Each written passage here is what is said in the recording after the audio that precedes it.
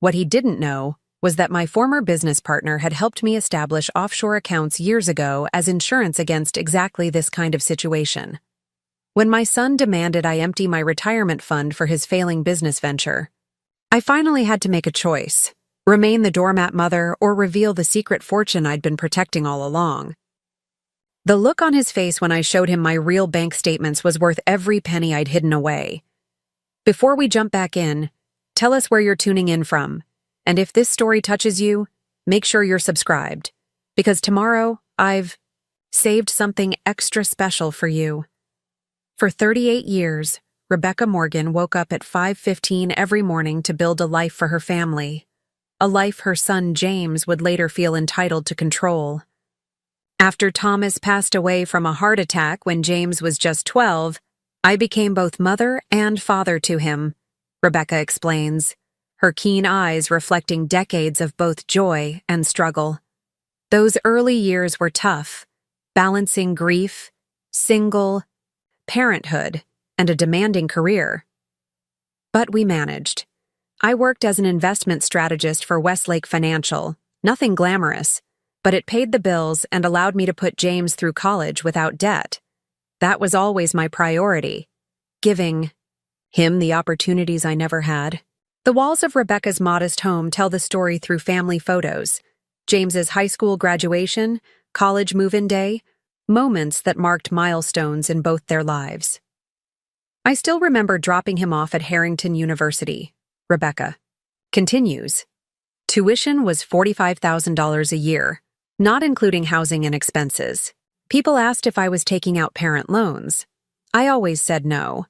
I didn't want debt hanging over either of us when he graduated, so I took on consulting projects on weekends, invested carefully, and lived below my means. Rebecca's lifestyle reflected these choices: simple meals prepared at home, an older model car she maintained herself, weekends spent on home repairs rather than vacations. James graduated with a business degree and an attitude to match, Rebecca says with a slight frown. He'd call sometimes to tell me about the parties, the connections he was making, the lifestyle he was enjoying. I was proud, of course. Isn't that what every parent wants? To see their child succeed? Have things easier than they did? 2 years ago, Rebecca finally retired at 60. Her 401k had accumulated just over $850,000. Not a fortune, but enough for a modest retirement if managed carefully. She had paid off her mortgage, carried no debt, and her needs were simple. After 4 decades of 60-hour work weeks, she believed she'd earned some peace.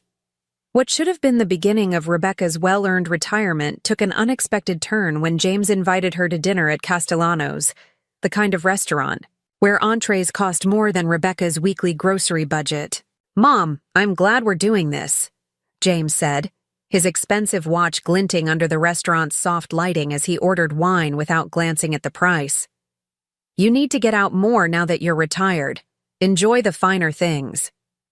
"It's nice to see you too, son," Rebecca replied. "How's the new position treating you?" James smiled confidently.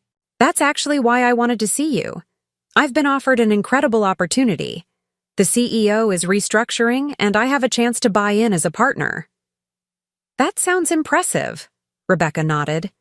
"They must really value your contributions." "It's more than that," James leaned forward, excitement evident in his voice. "It's validation of everything I've been working toward. All the networking, the late nights, the strategy sessions.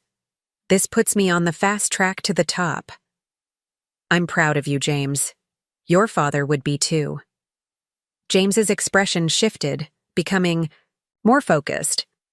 "There's just one hurdle. I need capital to secure my position. The buy-in is significant." "How significant are we talking about?" Rebecca asked cautiously. "Just $200,000, James replied casually, as if discussing pocket change. "I know it sounds like a lot, but the returns will be incredible. We're projecting to double our valuation within 18 months, triple it in 3 years." $200,000, Rebecca recalls, her voice heavy with the weight of the request. That was nearly a quarter of my entire retirement fund. Money I'd spent 4 decades accumulating, carefully investing, protecting through market crashes and recessions. Money that represented thousands of early mornings, late nights, missed weekends, and postponed dreams. James, that's a significant portion of my retirement savings. I'm not sure I can— Mom, James interrupted. This isn't just for me. Think of it as an investment for both of us. When the company goes public, you'll get back every penny plus so much more. This could fund a much better retirement for you. Even if the projections are accurate, that's years away, Rebecca pointed out. I need my savings now, for my daily expenses. You're living in the same house you've had for 30 years, James dismissed with a wave of his hand. Your expenses are minimal, and you always said you wanted to help me succeed.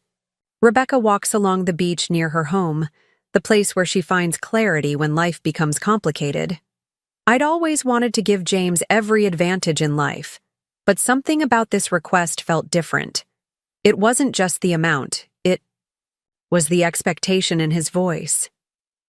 As if my savings were just another resource for his ambitions. Memories flood back.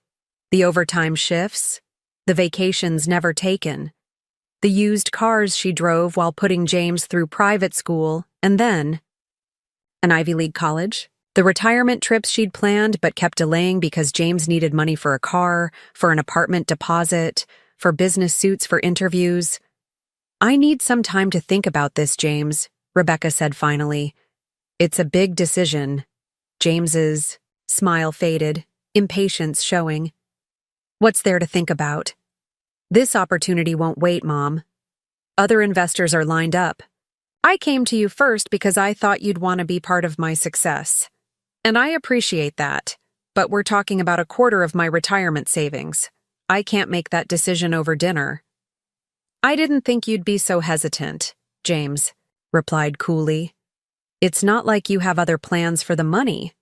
What else are you saving it for?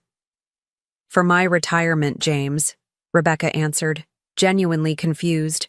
For the next potentially 20-30 years of my life? Driving home alone that night, streetlights reflecting on her troubled face, Rebecca felt the weight of the decision ahead. I agreed to consider it. What James didn't know was that I already had serious doubts about his startup. A former colleague, still in the industry, had warned me that their business model was flawed and their customer acquisition costs were unsustainable. But James wouldn't have listened to that. He never did when it came to criticism. That night, Rebecca couldn't sleep. She kept thinking about how different James was from the boy she raised. When had he started seeing his mother as a means to an end rather than his parent? When had money become more important than their relationship? Rebecca opens a safe hidden in her home office, taking out a business card with international contact information. There was something else James didn't know, something I never thought I'd need to reveal. 2 weeks later, James arrived at Rebecca's home unannounced, with an ultimatum that would push their relationship to the breaking point and force Rebecca to make a decision she'd been avoiding for years. 2 weeks of research had confirmed Rebecca's suspicions about James's company. The quarterly reports showed declining revenue despite the CEO's optimistic projections. Customer acquisition costs were spiraling while retention rates plummeted. It wasn't just a risky investment. It was a sinking ship. Rebecca had prepared a folder with her findings, hoping for a rational discussion with her son. But when James arrived that Sunday morning, his expression made it clear that reason wasn't on the agenda. Have you made a decision yet? James asked without even sitting down, his tone clipped and businesslike. No greeting, no asking how Rebecca had been. Just straight to the money. I've been looking into the company, Rebecca replied carefully, motioning to the dining room table where she'd laid out her research. I found some concerning trends that we should discuss before. You've been spying on my company? James's face flushed with anger. Who gave you the right to go digging through our internal metrics? They're publicly available quarterly reports, James. Nothing confidential. And as a potential investor, I have every right to examine potential. Investor? James scoffed. You're my mother. This isn't about due diligence. It's about supporting your son. Rebecca took a deep breath. Supporting you doesn't mean making financially unsound decisions. The company's customer acquisition costs have doubled in the last year, while revenue per customer is down 30%. These aren't good indicators. James dismissed the concern with a wave. Those are temporary setbacks. We're pivoting to a new strategy next quarter. All I'm saying is that $200,000 is too much to risk on. Too much? James interrupted again, his voice rising. Do you have any idea what my stake could be worth in 5 years? Millions. And you're worried about a measly $200,000? It's not measly to me, Rebecca said quietly. It's a quarter of everything I've saved for retirement. James stalked around the room, running his hands through his perfectly styled hair. I don't understand you, Mom. You've always been so risk-averse, so small-thinking. This is why you ended up as a mid-level strategist instead of making something of yourself. The word stung more than Rebecca expected. All those years of sacrifice, of putting James's needs before her own, reduced to a failure to make something of herself. I made something of myself, Rebecca replied, her voice steady, despite the hurt. I raised you. I put you through college. I gave you opportunities I never had. And now I'm trying to do something with those opportunities and you're standing in my way. James slammed his hand on the table, sending several of the financial reports fluttering to the floor.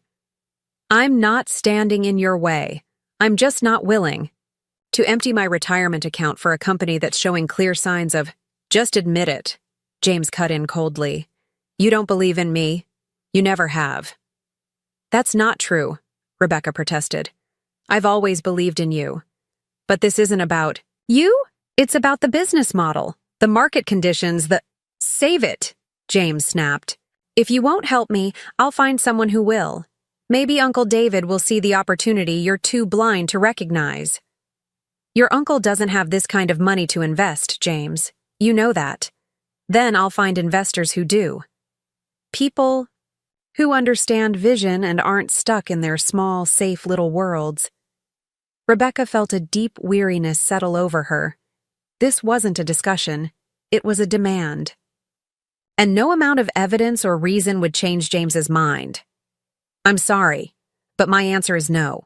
I can't invest the $200,000. James's expression hardened. No? Just like that?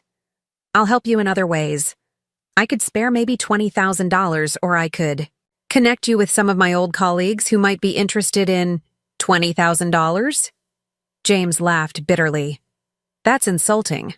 What am I supposed to do with that? Buy a few office chairs? It's what I can offer without jeopardizing my future. James's eyes narrowed.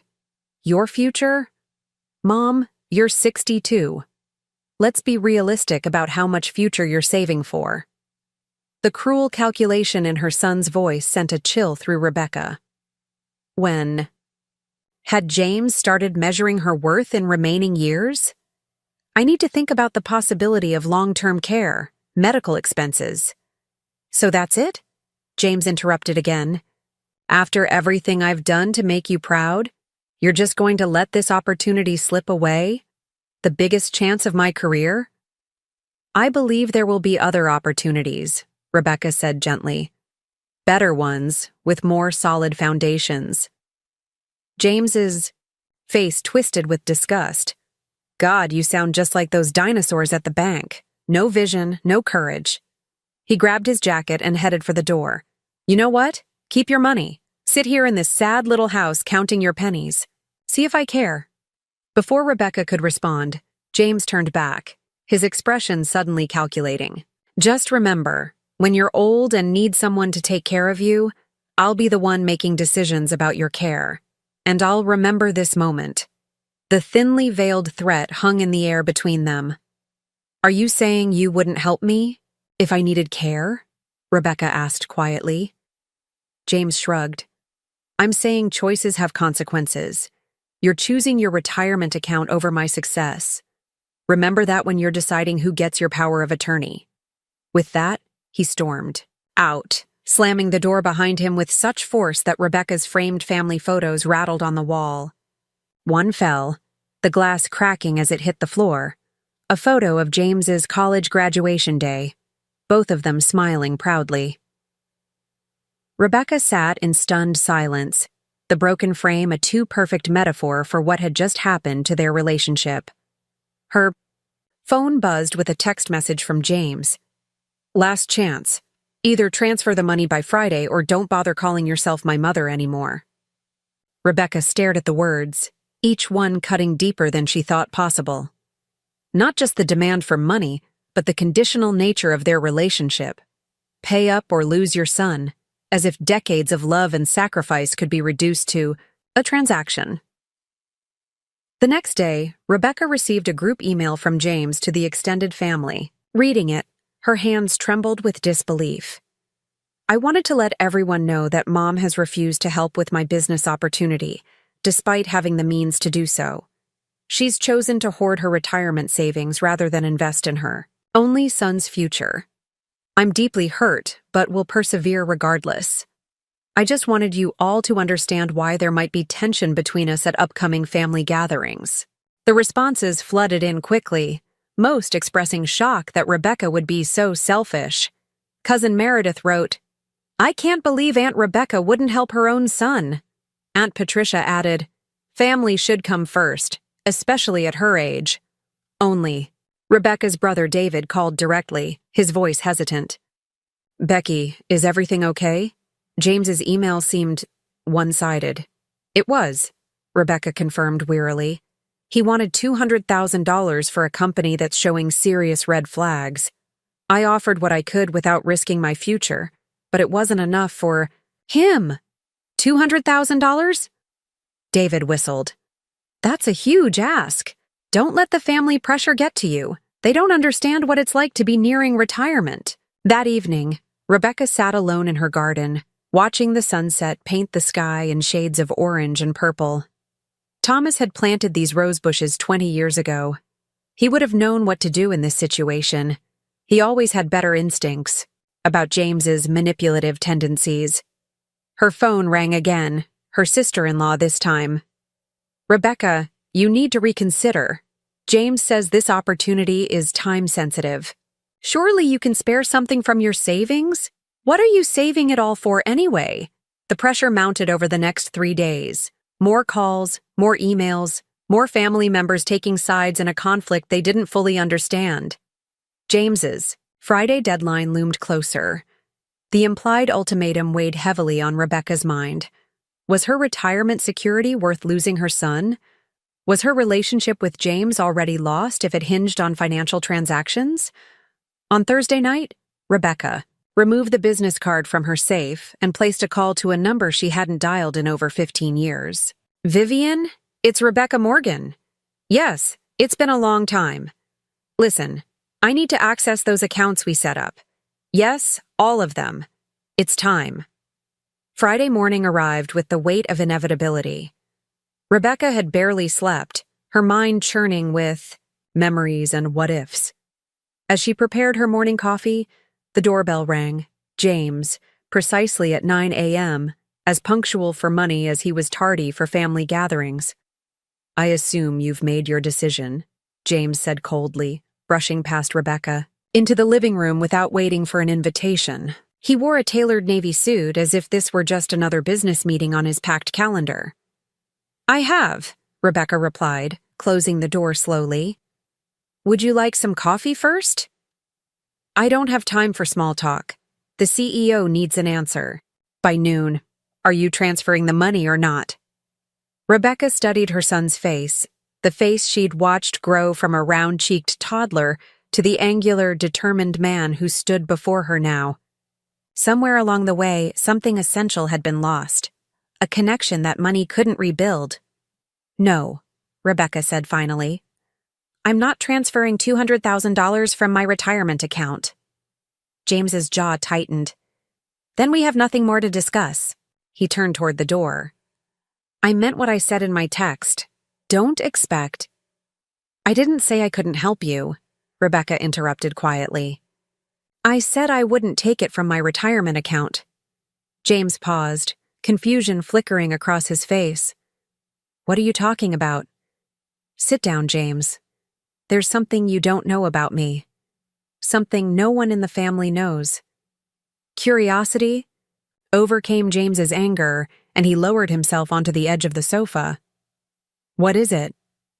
Rebecca retrieved a leather portfolio from her desk drawer and placed it on the coffee table between them. Before you were born, when I first started at Westlake Financial, I worked closely with a brilliant investor named Vivian Keating. The Vivian Keating? The hedge fund woman? James's eyes widened. You never mentioned knowing her. There's a lot I never mentioned, Rebecca said, opening the portfolio. Vivian and I developed some innovative investment strategies that made the firm millions. As a thank you, she offered to help me set up my own investment structure, something that would provide security regardless of what happened at the firm. What kind of structure? A series of offshore accounts and investments. Perfectly legal, Rebecca added, noting James's expression. Just private. The kind of arrangement usually reserved for the ultra-wealthy. James leaned forward, his interest clearly piqued. How private? How much are we talking about? Rebecca removed several documents from the portfolio and spread them across the table. Account statements from the Cayman Islands, Singapore, Switzerland. Property deeds for apartments in London and Barcelona. Stock certificates for blue-chip companies dating back decades. I started with a modest amount, about $50,000 that I'd inherited from my grandmother.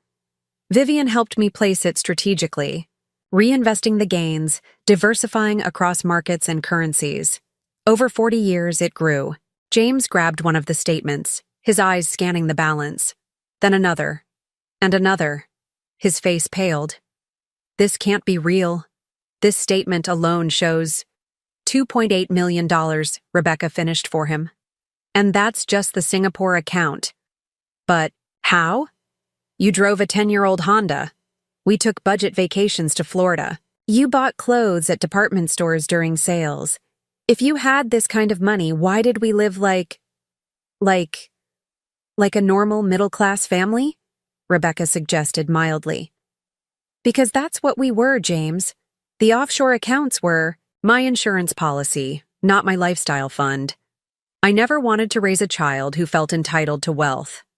James continued flipping through the statements, the total picture slowly coming into focus. These accounts combined are worth over $8.5 million, he whispered, almost to himself. And you've had this all along? While I was taking out student loans for my MBA? While I was living in that tiny apartment during my first job? The student loans were your choice, Rebecca reminded him gently. I offered to pay for your MBA, but you said, and I quote, I need to stand on my own 2 feet. The apartment was also your choice.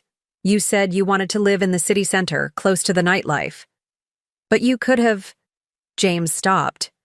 Himself, seeming to realize the absurdity of complaining about his mother not giving him enough, while holding evidence of millions in hidden assets.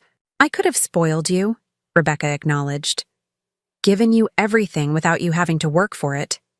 But what kind of mother would that have made me? What kind of man would you have become? James set down the documents, his expression unreadable. So, all this time, when I thought you were just a mid-level corporate drone living paycheck to paycheck? I was building something significant, Rebecca finished. Something that could provide security for generations of our family. If managed, wisely, a kaleidoscope of emotions crossed James's face. Shock, confusion, the beginnings of calculation, and something else harder to identify. Perhaps respect, perhaps just reassessment. Why are you showing me this now? He asked finally. Rebecca sat back in her chair, choosing her words carefully. Because you gave me an ultimatum. Either fund your business venture or lose my place as your mother. It forced me to consider what kind of relationship we really have. And? And I realized I've been enabling a pattern that needs to stop. For years, I've given you what you wanted. Not everything, but enough that you never faced real consequences. I paid for the car you crashed in college. I covered the security deposit you lost on your first apartment. I helped with the down payment on your condo. James shifted uncomfortably. That's what parents do. To a point, Rebecca agreed. But eventually, children need to become fully independent adults. I'm showing you these accounts because I want you to understand something important. I have the means to give you the $200,000 you're asking for. What I don't have is the confidence that it would truly help you grow. So this is what? A power play? Showing me what I could have access to if I jump through your hoops? James's earlier shock was hardening back into defensiveness. No, Rebecca said firmly. This is me being honest with you, perhaps for the first time. These accounts exist, they're substantial, and yes, one day they'll be yours to manage. But that day isn't today, and it won't be hastened by threats or ultimatums. James stood abruptly pacing the small living room. I don't understand. If you have all this money, why not help me now? $200,000 is nothing compared to what you're showing me here. Because throwing money at problems rarely solves them, Rebecca said. I've reviewed your company's financials. The issues go deeper than simple undercapitalization. The business model itself is flawed. What you need isn't my money.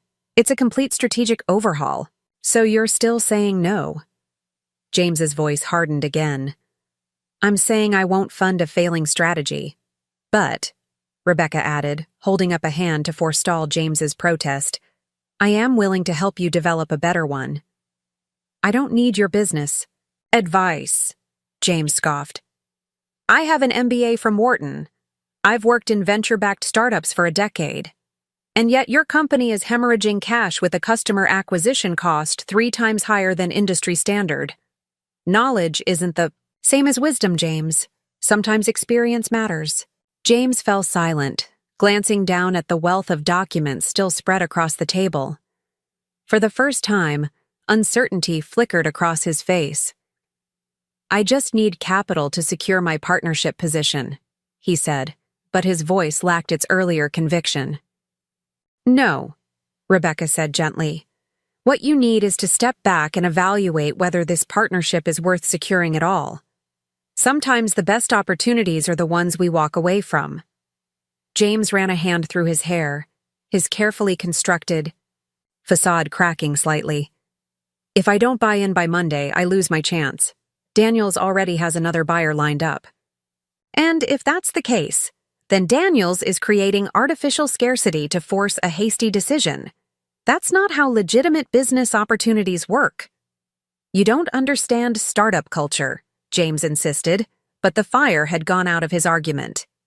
Perhaps not, Rebecca conceded. But I do understand human nature, and anyone rushing you to invest without allowing for proper due diligence is someone to be wary of.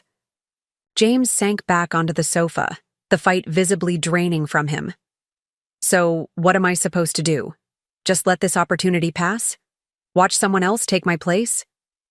I'm suggesting you consider that it might not be the opportunity you think it is. Rebecca gathered the financial documents and returned them to the portfolio. And I'm offering you something potentially more valuable than a one-time cash infusion. What's that? Partnership of a different kind. My experience, my network, and yes, eventually, access to the resources I've built. But as a true partner, not as an ATM and a son demanding withdrawals. James was quiet for a long moment, staring at his hands. I told everyone you were abandoning me, he said finally, his voice small. That email to the family, I know. I didn't expect. James gestured vaguely at the portfolio. Any of this. Few people do, Rebecca said. We all construct narratives about the people in our lives. Sometimes we need those narratives challenged to see the full picture. Outside, rain had begun to fall, a gentle patter against the windows that filled the silence between them. Finally, James looked up, his expression more vulnerable than Rebecca had seen in years. "I don't know what to say." "You don't need to say anything right now," Rebecca replied. "This is a lot to process. Take some time. Think about what kind of future you really want to build, and who you want to be in that future." James nodded slowly, then stood to leave. At the door, he paused, turning back with an awkward, uncertain gesture. "I'm sorry about what I said. About not being your son." "Anymore, I didn't mean it." "I know," Rebecca said again, and this time, she believed it was true. The weekend passed in unsettling silence. No calls from James, no texts.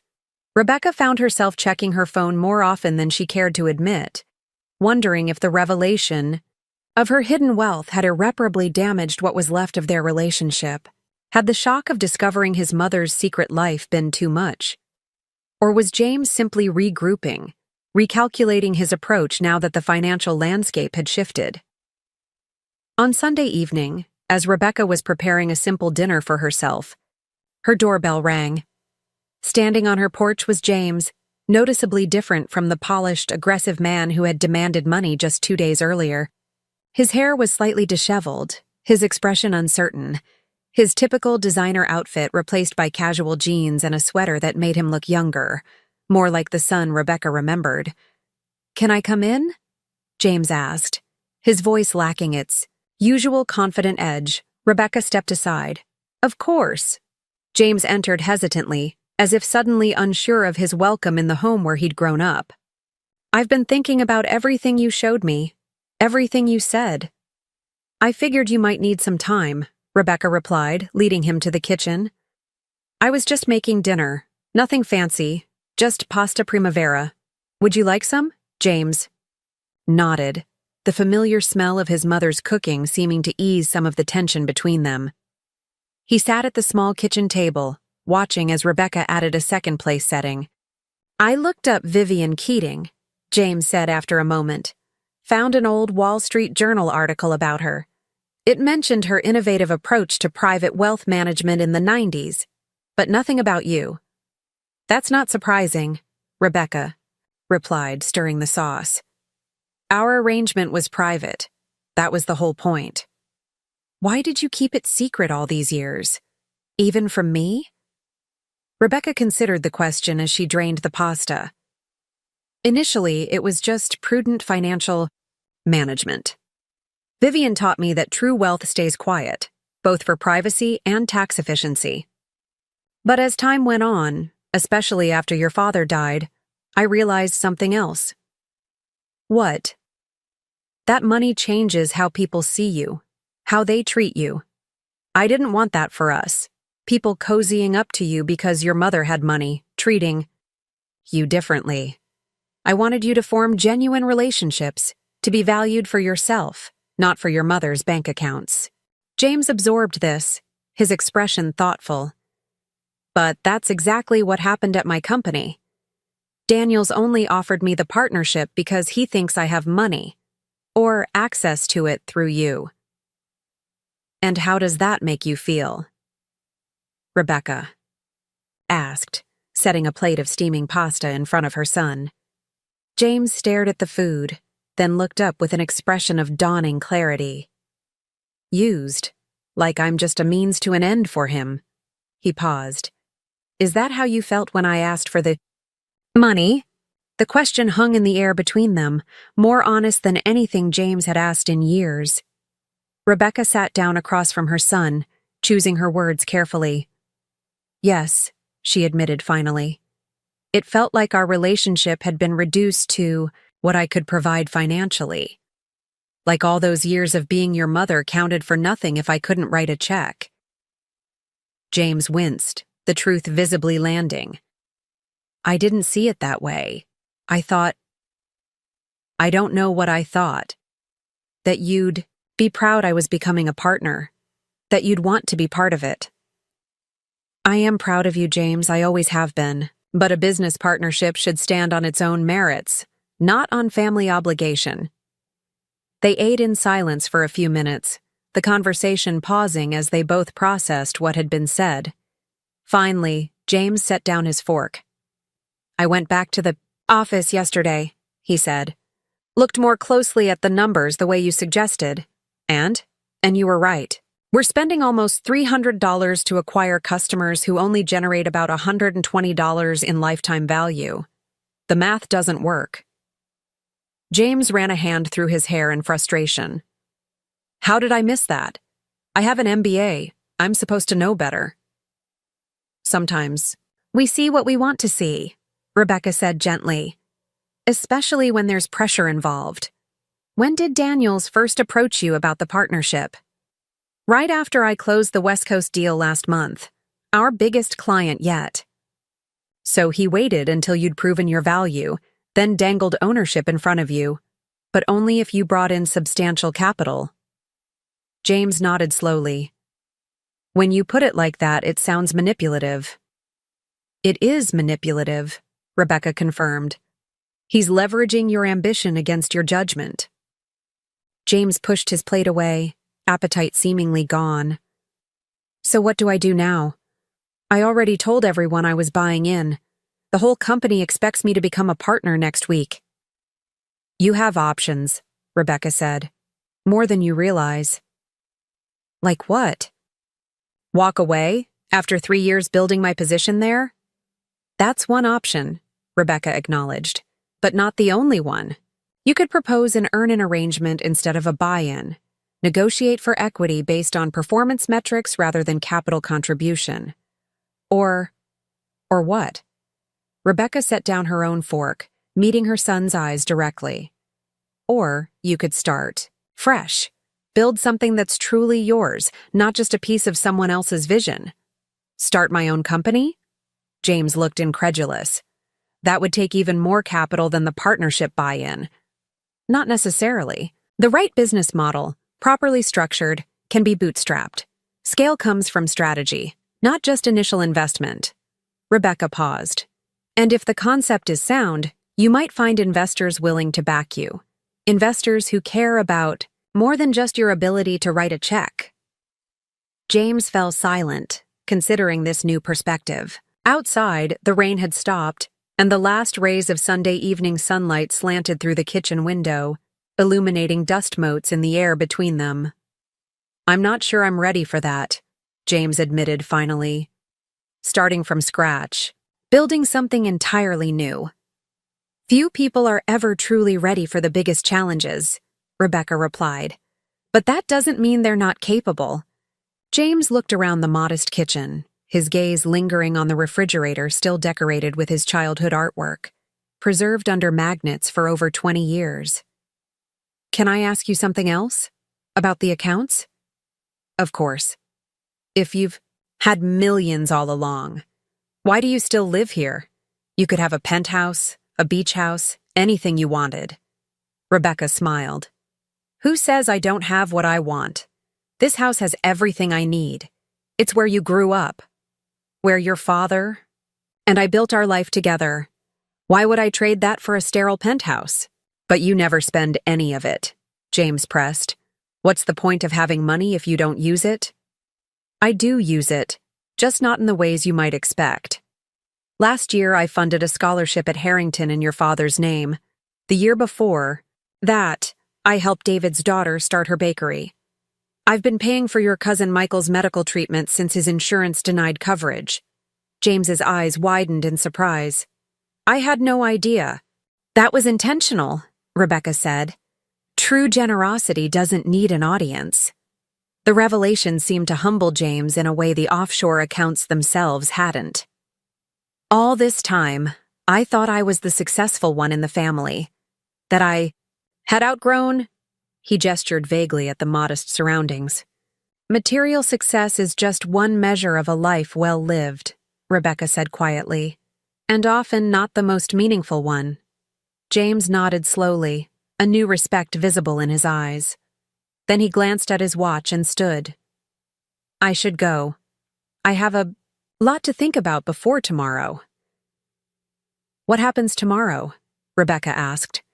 I'm supposed to give Daniels my final answer about the partnership, whether I'm in or out. Rebecca rose as well, walking her son to the door. And what will you tell him? James paused on the threshold, framed by the porch light. For a moment, he looked startlingly like Thomas, the same determination in his eyes, the same set to his jaw when facing a difficult decision. I'm not sure. Yet, he admitted. But for the first time in a long time, I'm going to make the decision without worrying about appearances or expectations. I'm going to choose based on what's actually right for my future. Rebecca felt a swell of pride that had nothing to do with business success or financial acumen. That sounds like a good start. James turned to leave, then hesitated. Mom? About that email I sent to the family. You don't need to.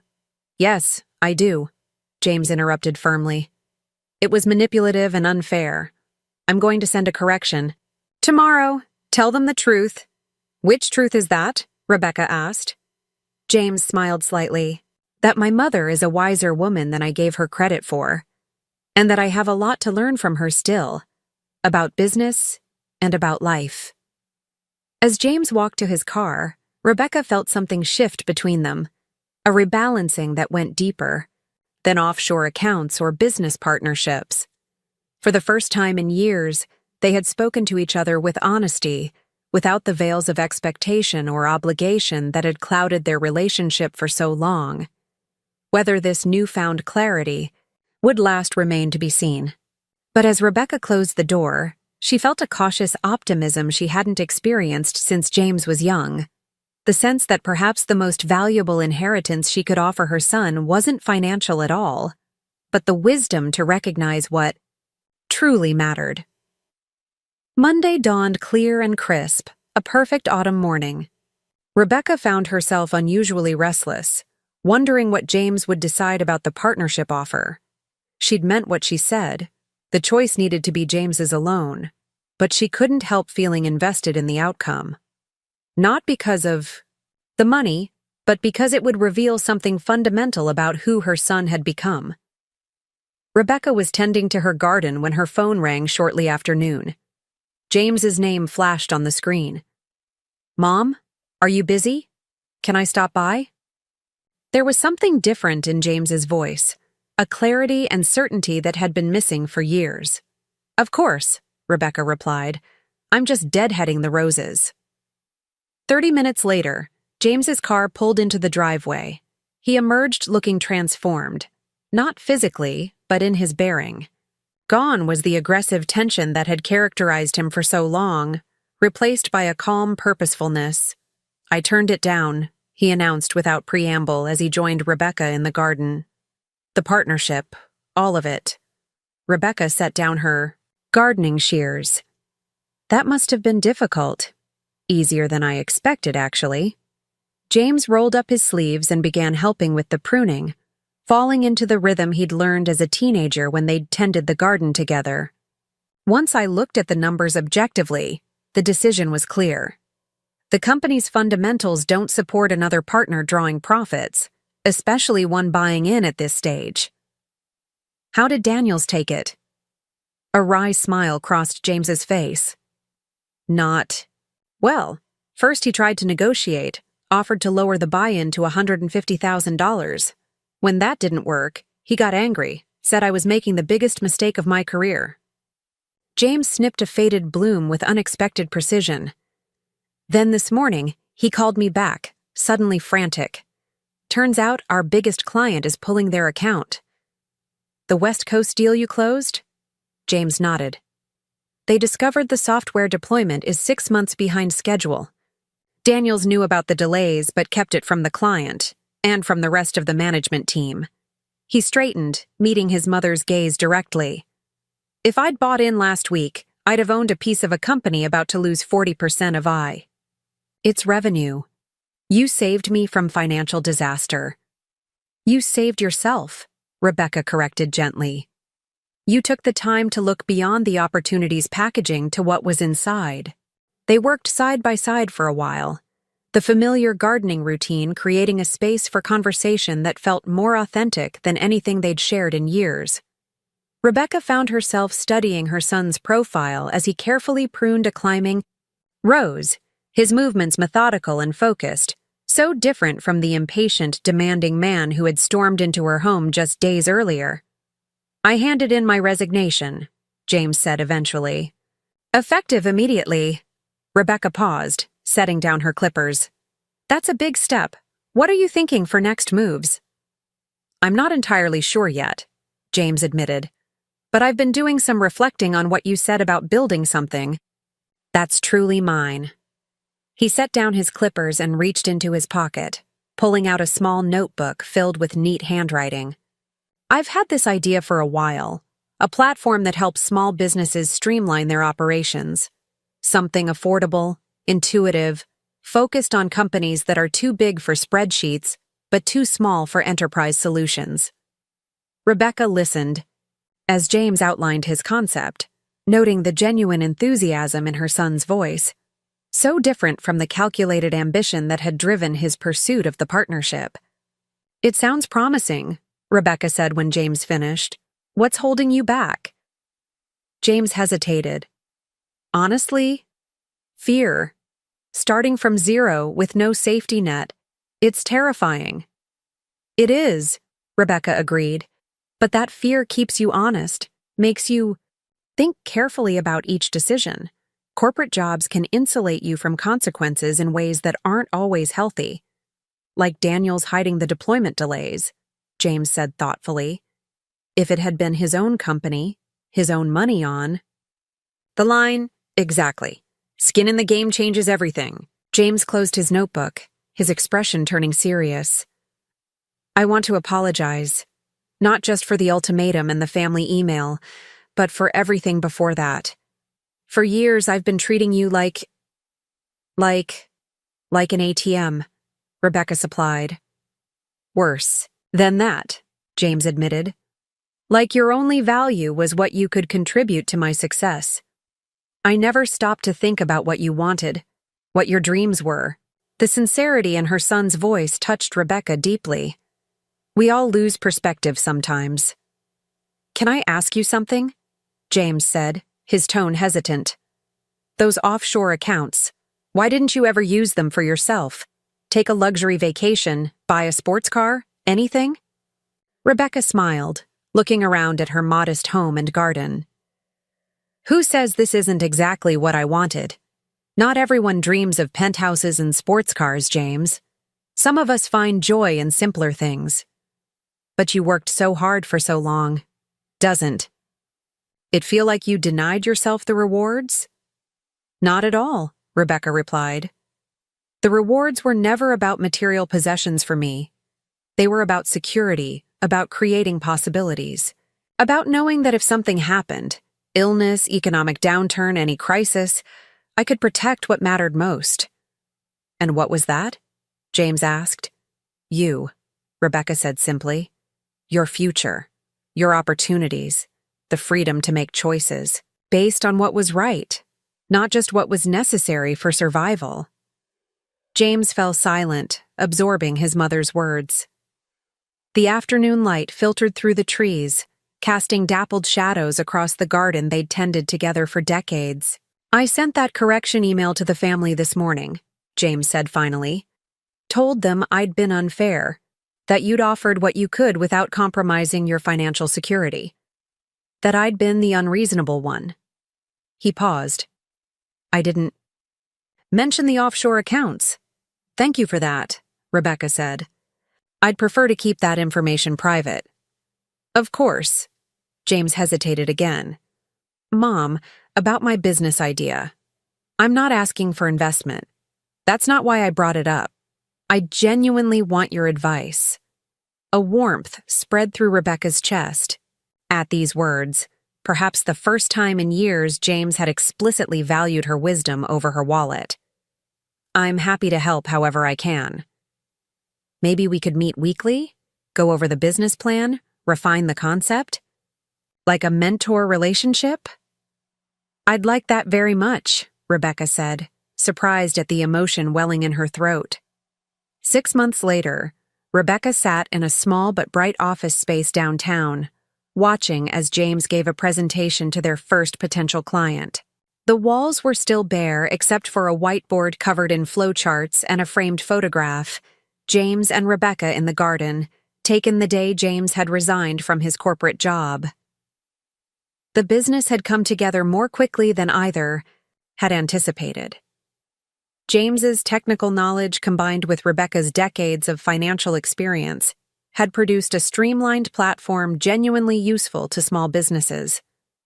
They'd named it Clarity, a nod to what their relationship had finally found. "So that's our offering," James concluded, turning to the small business owner seated across from them. "Any questions?" "Just one," the woman replied, clearly impressed by the demonstration. "How soon can we implement?" As James discussed timelines, Rebecca reflected on the transformation of the past 6 months. The offshore accounts remained untouched. There had been no need to tap into them. Instead, James had bootstrapped the business with his savings, supplemented by a small friends and family round that Rebecca had participated in as a minority investor. But the real change wasn't financial, it was relational. For the first time in decades, they were true partners, each bringing valuable skills to the table, each respecting the other's contribution. The power dynamics that had distorted their relationship for so long had finally balanced. After the client left, James turned to Rebecca with a boyish grin that reminded her of the child who used to run through sprinklers in the backyard. "That's client number 3. We're officially gaining momentum."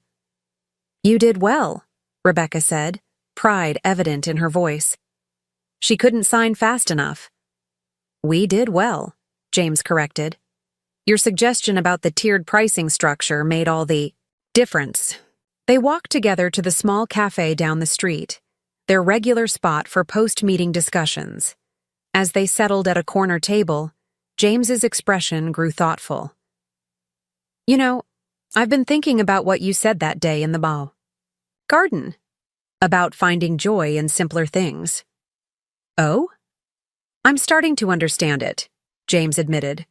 "These past 6 months building something from scratch, seeing clients' faces when our solution solves a real problem for them. It's more satisfying than any corporate promotion or bonus I ever received." "Different kind of reward," Rebecca agreed.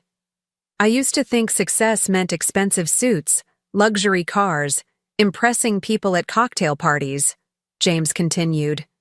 "But there's something about earning every client, building something that actually helps people. It feels more substantial somehow." Rebecca smiled. "Your father used to say something similar, that true success isn't about accumulation, it's about contribution." James nodded slowly. "I wish he could see this. Us working together, building something meaningful." "He can," Rebecca said quietly. "In his own way." They sat in comfortable silence for a moment, sipping their coffee, the afternoon sun warming the cafe's worn wooden tables. "What about the offshore accounts?" James asked eventually. "Do you ever plan to use them?" Rebecca considered the question.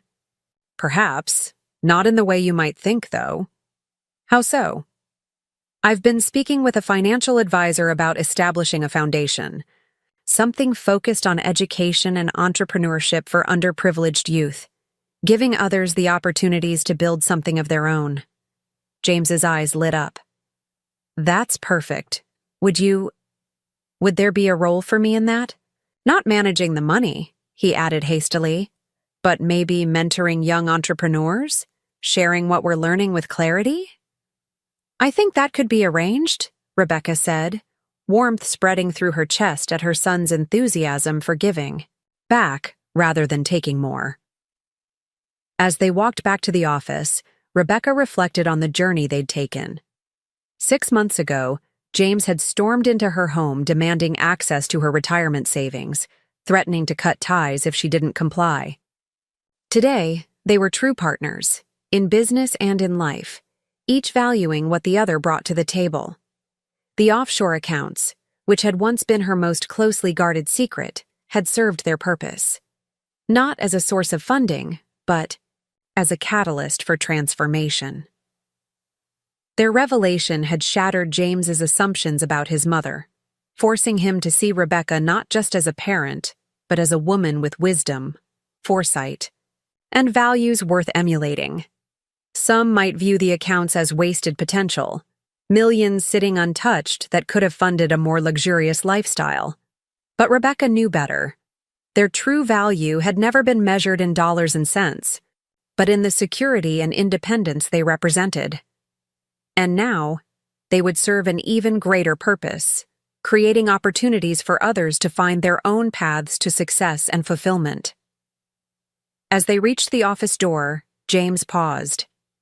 "You know, Mom, I used to think you were the one who needed to change, to be more ambitious, more willing to take risks with your money, but I was wrong. I was the one who needed to change how I defined success." Rebecca placed a hand on her son's shoulder. "Maybe we both needed to change. Me to be more open about my life, you to see beyond the material trappings of success." "Well," James said with a smile, "I'd say we're both works in progress." "The best kind," Rebecca agreed, as they stepped back into the office they now shared, not as mother and son, but as partners in the truest sense of the word. 5 years passed more quickly than Rebecca could have imagined. What had begun as a small startup operating out of a modest downtown office had blossomed into Clarity Solutions, a regional powerhouse with over 40 employees and clients across 12 states. The company's growth had exceeded even James's ambitious projections, driven by genuine market need and the unique perspective their partnership brought to the industry. Rebecca stood at the window of their new headquarters, a renovated historic building overlooking the city park, watching employees filter in for the day. At 67, she had scaled back her involvement in day-to-day operations, serving now as chairwoman emeritus and strategic advisor rather than active management. The transition had been James's idea, part of his commitment to ensuring his mother could truly enjoy her retirement. "Morning, Mom," James called as he entered the executive suite, 2 coffee cups in hand. At 40, he had matured into a leader, whose management style blended his natural drive with the wisdom he'd absorbed from his mother over the years. "Thought you might want this before the foundation board meeting." Rebecca accepted the coffee gratefully. "You remembered the board meeting? I thought you had the investor presentation today." "I do," James confirmed, "but I rescheduled my morning to attend the first hour of your meeting. The Youth Entrepreneurship Initiative is too important to miss." The Morgan Foundation had become as much a part of their shared legacy as Clarity itself. Funded primarily through Rebecca's offshore accounts, which had continued to grow over the decades, the foundation focused on creating pathways to entrepreneurship for underprivileged youth.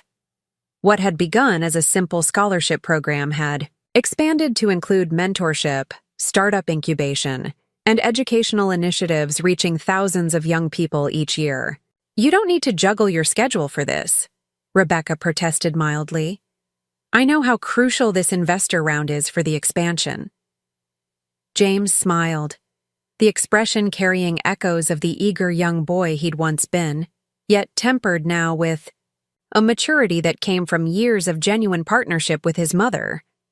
"The investors can wait an hour. Besides, some things matter more than others." Rebecca felt a familiar warmth spread through her chest at these words.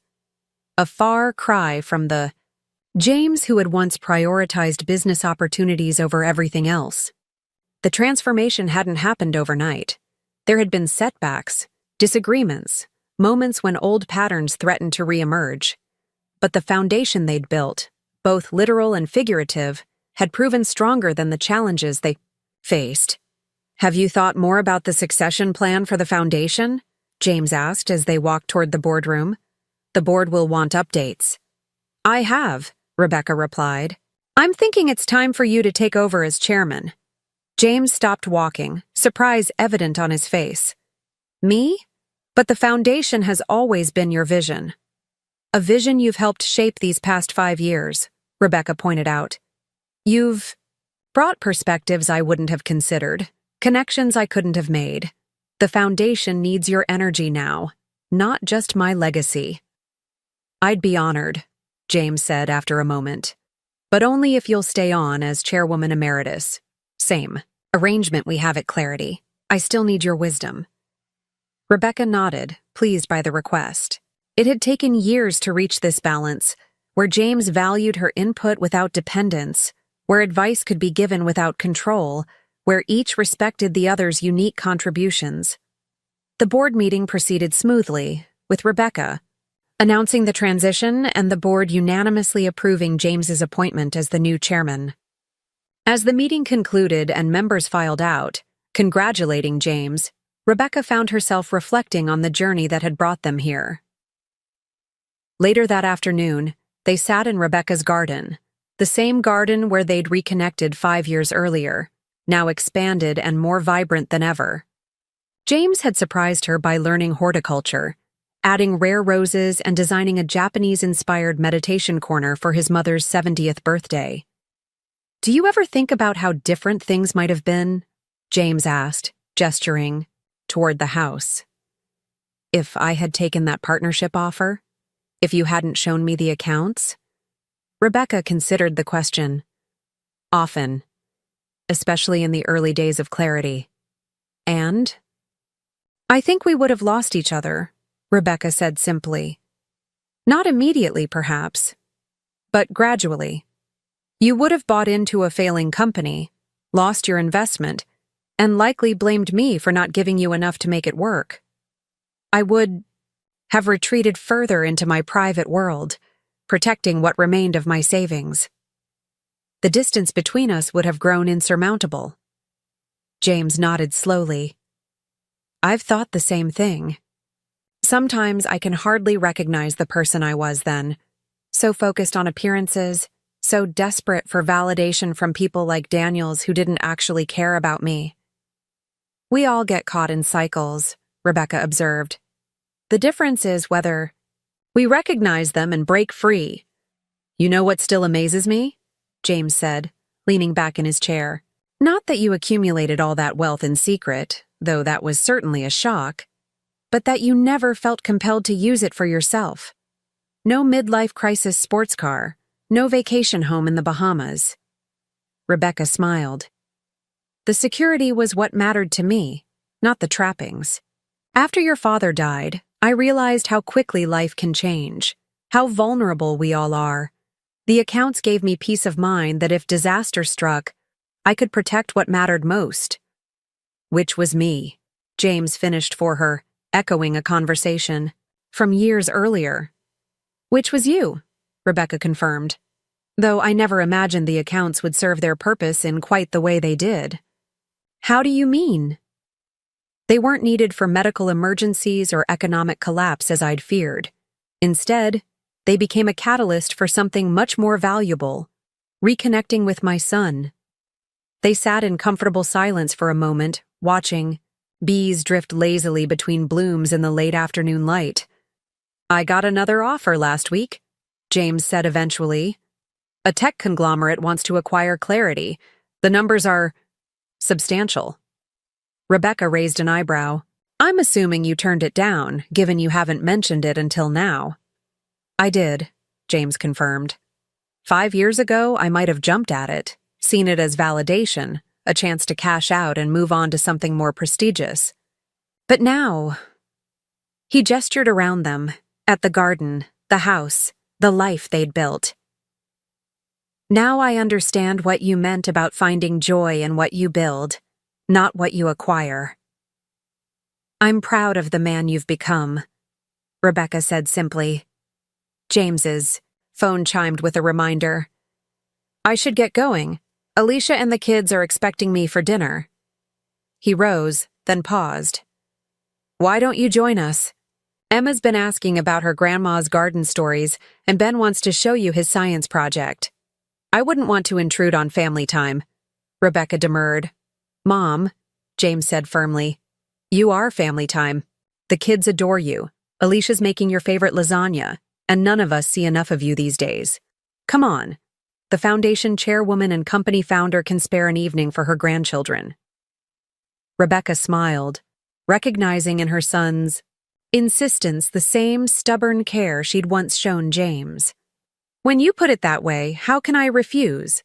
As they drove to James's home, a comfortable but modest house just 10 minutes from Rebecca's, chosen specifically to keep the family close, Rebecca reflected on the true wealth she'd accumulated in life. Not the millions in offshore accounts, which now primarily served the Foundation's mission, but the relationships that had deepened and healed over time. James had married Alicia 3 years after starting Clarity, having met her through a client engagement. Unlike his previous relationships, which had often centered around status and appearance, their connection was built on shared values and genuine respect. Their children, Emma, now 7, and Ben, 5, had brought a joy to Rebecca's life she hadn't experienced since James was small. "Did I tell you what Emma said last week?" James asked as they pulled into the driveway. Her teacher asked what she wanted to be when she grew up. She said she wanted to be like Grandma, rich in all the ways that matter. Rebecca felt a lump form in her throat. "She said that?" "She did," James confirmed. When the teacher asked what she meant, Emma explained that being rich isn't about having the biggest house or the fanciest car. It's about having a garden where butterflies want to visit, and a family that wants to visit even more often than the butterflies. Wise beyond her years, Rebecca managed, blinking back unexpected tears. "She gets that from you," James said softly, "just like I eventually did." As they entered the house to the sound of children's excited greetings and the warm smell of home cooking, Rebecca felt a contentment that no amount of money could purchase. Her offshore accounts, once her most closely guarded secret, had ultimately served a purpose far beyond financial security. They had been the catalyst for a transformation that spanned generations, from her own carefully guarded independence to James's evolution from material ambition to meaningful purpose, and now to Emma and Ben, who were growing up understanding what truly constituted wealth. The ultimatum that had seemed so devastating, her son demanding her retirement savings, had become the pivotal moment that changed everything. Not because Rebecca had revealed her hidden fortune, but because that revelation had forced them both to examine what they truly valued, what legacy really meant. As Emma tugged her toward the backyard to show her the butterfly garden she'd started, inspired by her grandmother's own, Rebecca reflected that perhaps this was the true purpose of wealth all along, not accumulation for its own sake, but the freedom to nurture what matters most. For her, that had never been luxury cars or vacation homes. It had been this: the continuation of love and wisdom across generations, a legacy measured not in dollars, but in the values that endured long after material possessions had faded away. "Grandma," Emma said, her small hand warm in Rebecca's, "I saved the best roses just for you." And in that moment, Rebecca knew with absolute certainty that she was indeed rich in all the ways that mattered. 3 more years passed, bringing new challenges and opportunities. Rebecca celebrated her 70th birthday surrounded by family, friends, and many of the young entrepreneurs who had benefited from the Morgan Foundation's programs. The gathering was held at Clarity's headquarters, which had expanded again to accommodate their growing team of now 65 employees. James had insisted on organizing the event despite Rebecca's protests that she didn't need a fuss. 70 years of wisdom deserves recognition, James had said firmly. Besides, Emma and Ben have been planning their performances for weeks. The party had been everything Rebecca could have wanted, not lavish or extravagant, but warm and meaningful. Emma, now 10, had played a piece on the violin she'd been practicing for months. Ben, 8, had presented his grandmother with a handmade book titled Why Grandma is My Hero, illustrated with crayon drawings of their garden adventures. Now, 2 months after the celebration, Rebecca sat in her doctor's office staring at the scan results on the screen. "It's early stage," Dr. Morrison explained. "But given the location and type, we need to be aggressive. I'd recommend surgery followed by targeted therapy." "What's the prognosis?" Rebecca asked calmly, her mind already calculating, planning. With prompt treatment, the 5-year survival rate is around 70%, the doctor replied. But I should caution, the treatment itself is demanding. You'll need support. Rebecca nodded, thinking of James, of Emma and Ben, of the foundation and clarity. When do we start? I can schedule the surgery for next week. The sooner we begin, the better your odds. As Rebecca drove home, she found herself in a strange state of clarity. Mortality had always been an abstract concept, something to plan for financially, but not confront directly. Now, facing a diagnosis that carried no guarantees, she felt an urgent need to ensure that everything she'd built would continue, regardless of what happened to her. The garden welcomed her as always, the late summer roses nodding in the gentle breeze. Rebecca moved through her familiar routine, watering, pruning, tidying, finding comfort in these simple tasks that had structured her days for decades. Her phone rang as she finished. James. Mom, are you free for dinner tonight? There's something Alicia and I want to discuss with you. Actually, Rebecca replied, there's something I need to discuss with you as well. Why don't you come over? I'll cook. You sure? We could pick something up. I'd like to cook, Rebecca said firmly. Some things, she felt, were better discussed over a meal prepared with care. James arrived at 6, earlier than expected and alone. Alicia's bringing the kids later, he explained, helping Rebecca chop vegetables for the stir-fry. They're finishing a school project, but they've been asking to see your garden all week. They worked side by side in comfortable silence for a while, the rhythms of cooking as familiar as their garden work had once been. Finally, James set down his knife. So, what did you want to discuss? Rebecca took a deep breath. I saw Dr. Morrison today. The scans came back. James's hands froze on the cutting board. And? It's cancer. Stage 2, pancreatic. Operable, but aggressive. The color drained from James's face. Mom. Surgery is scheduled for next week. After that, we'll see what additional treatment is needed. Rebecca kept her voice matter-of-fact, continuing to prepare the meal as if discussing an ordinary scheduling matter. James set down the knife and pulled out a chair at the kitchen table, his legs seemingly unsteady. What can I do? Whatever you need. Alicia and I can move you in with us during recovery, or we can hire the best home care, or… James, Rebecca interrupted gently. I've already made some arrangements, but there are things we need to discuss about the foundation, about my estate. Mom, stop, James said sharply. We're not discussing your estate like this is the end. This is treatable. You're going to fight this. Of course I am, Rebecca assured him. But fighting doesn't preclude planning. You taught me that. The silence that followed was heavy with unspoken fears. Rebecca turned down the heat on the stove and sat across from her son, whose face now showed the same vulnerability it had when he was a boy waking from nightmares about his father's death. What was it you and Alicia wanted to discuss? Rebecca asked, offering a momentary reprieve from the weight of her news. James blinked, clearly having forgotten his original purpose. It seems so trivial now. Tell me anyway. James hesitated.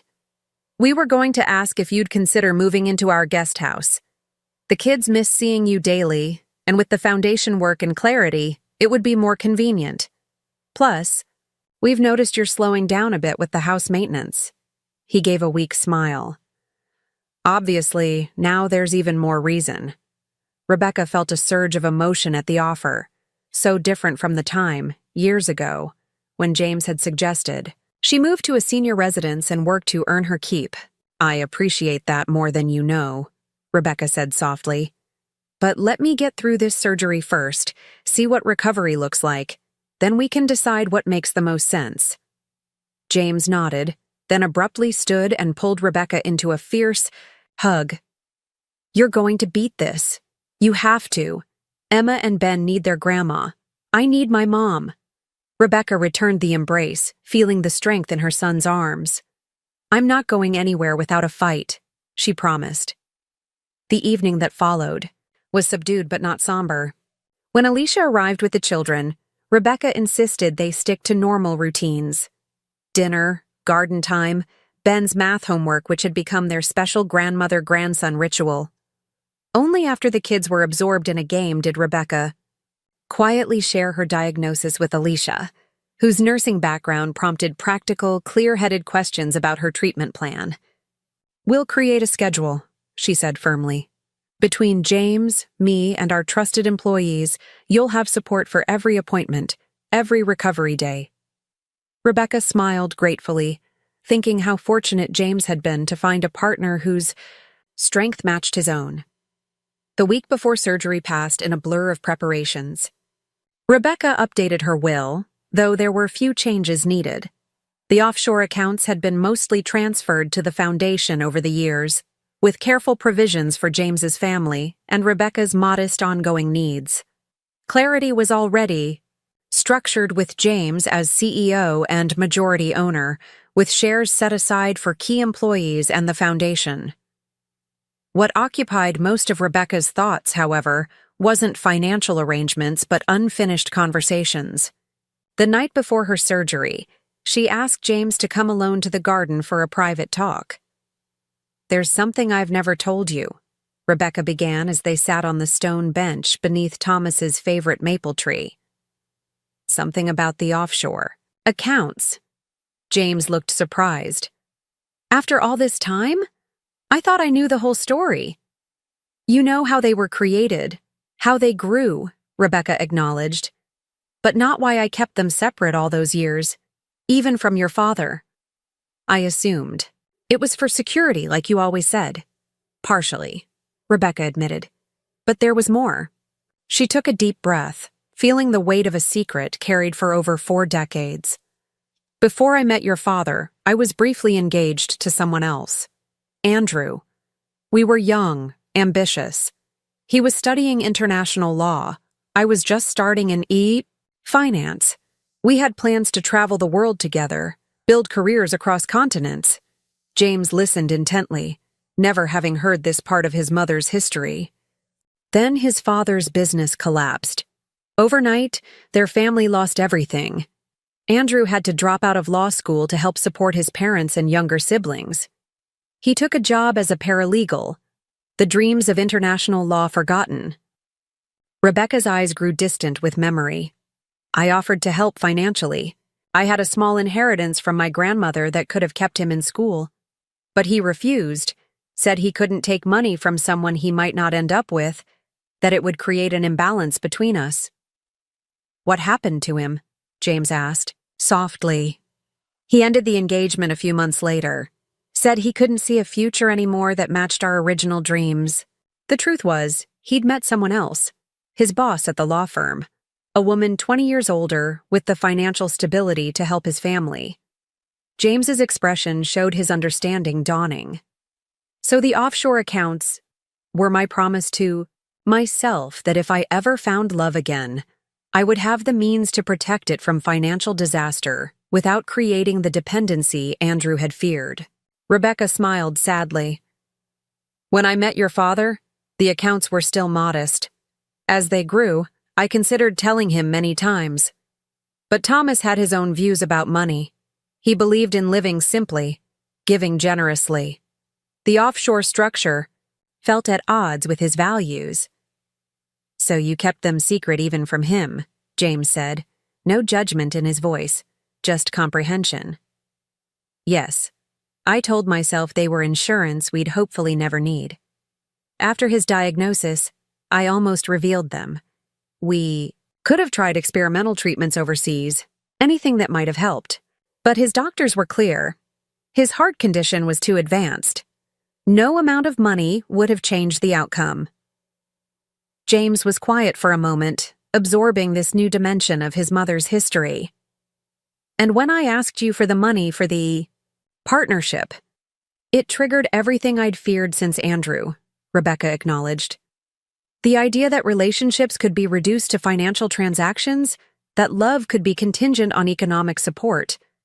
"I'm sorry," James said simply, "for being the one who proved your fears weren't entirely unfounded." "Don't be," Rebecca replied. "In the end, the accounts served their purpose, just not the one I'd originally intended. Instead of preventing a rift, they healed one." They sat together as darkness fell, the garden disappearing into shadow around them. When James finally spoke again, his voice carried a new resolve. "Whatever happens tomorrow, I want you to know something. The foundation, clarity, the work we've built together, it will continue. Not just as business success, but as living proof of what you taught me. That true wealth isn't measured in account balances." Rebecca squeezed her son's hand. "I know it will. That's why I can face tomorrow without fear." The morning of the surgery arrived with a crystalline autumn clarity. As Rebecca was prepared for the operation, the surgical team was surprised by the calm, elderly woman with no signs of anxiety, who joked with nurses and asked thoughtful questions about their families. "Most patients are terrified," the anesthesiologist commented as she checked Rebecca's vitals one last time. Rebecca smiled. "I've made my peace with whatever comes next," she said simply. "I've seen my son become the man I always hoped he would be. Everything else is gravy." As the anesthesia began to take effect, Rebecca's last conscious thought was of James sitting in the waiting room, not the entitled young man who had once demanded her retirement savings, but the thoughtful leader who now carried forward a legacy far more valuable than any offshore account could hold. The surgery lasted nearly 7 hours. James remained in the waiting room the entire time, alternating between pacing the worn carpet and attempting to focus on work emails that now seemed trivial compared to his mother's battle in the operating room. Alicia came and went, bringing food he barely touched and taking the children home as evening approached. When Dr. Patel finally emerged, her surgical mask dangling around her neck, James stood immediately, searching her face for clues. "We got it all," she said, offering a tired smile. "The margins look clear, no visible spread to surrounding tissues. It's the best outcome we could have hoped for." Relief swept through James with such force that his knees nearly buckled. "When can I see her?" "She'll be in recovery for a few hours, then ICU overnight. You can have a brief visit once she's stabilized, but she'll be heavily sedated." Dr. Patel placed a hand on James's shoulder. "Go home, get some rest. Come back in the morning when she'll be more aware." But James couldn't leave, not until he'd seen his mother breathing, living, fighting. When he was finally allowed a 5-minute visit in the ICU, the sight of Rebecca, diminished among the tubes and monitors, her complexion ashen, brought a lump to his throat. This was the woman who had raised him alone, who had worked endless hours to give him every advantage, who had forgiven his worst selfishness and helped him become something better. "I'm here, Mom," he whispered, gently taking Rebecca's hand, careful not to disturb the IV line. "You rest now. I'll take care of everything." The weeks that followed were a blur of hospital visits, treatment consultations, and juggling responsibilities. At Clarity and the Foundation, James insisted on attending every doctor's appointment, taking meticulous notes that he later reviewed with Alicia, whose nursing background proved invaluable in navigating the complex medical terminology and treatment options. Recovery was slower than anyone had hoped. Complications developed. An infection that required additional hospitalization, unexpected reactions to the chemotherapy that began 6 weeks after surgery. Through it all, Rebecca maintained the quiet dignity that had characterized her entire life, never complaining, always expressing gratitude to her medical team and family. "You don't need to come every day," she told James during a particularly difficult week when the chemo side effects had left her unable to keep food down. "Clarity needs you. The Foundation needs you." "They're both running smoothly," James assured her. "The teams we built are excellent. Right now, you're my priority." Rebecca managed a weak smile. "How things change. There was a time when I couldn't even get you to return my calls for weeks. The reference to James's former self, the ambitious, self-centered young man who had once seen his mother as little more than a potential investor, didn't sting as it might have years ago. Instead, it reinforced how far they'd come, how completely their relationship had transformed. "Different man, different priorities," James said simply. As winter gave way to spring, Rebecca's condition stabilized enough for her to return home, though with significant limitations.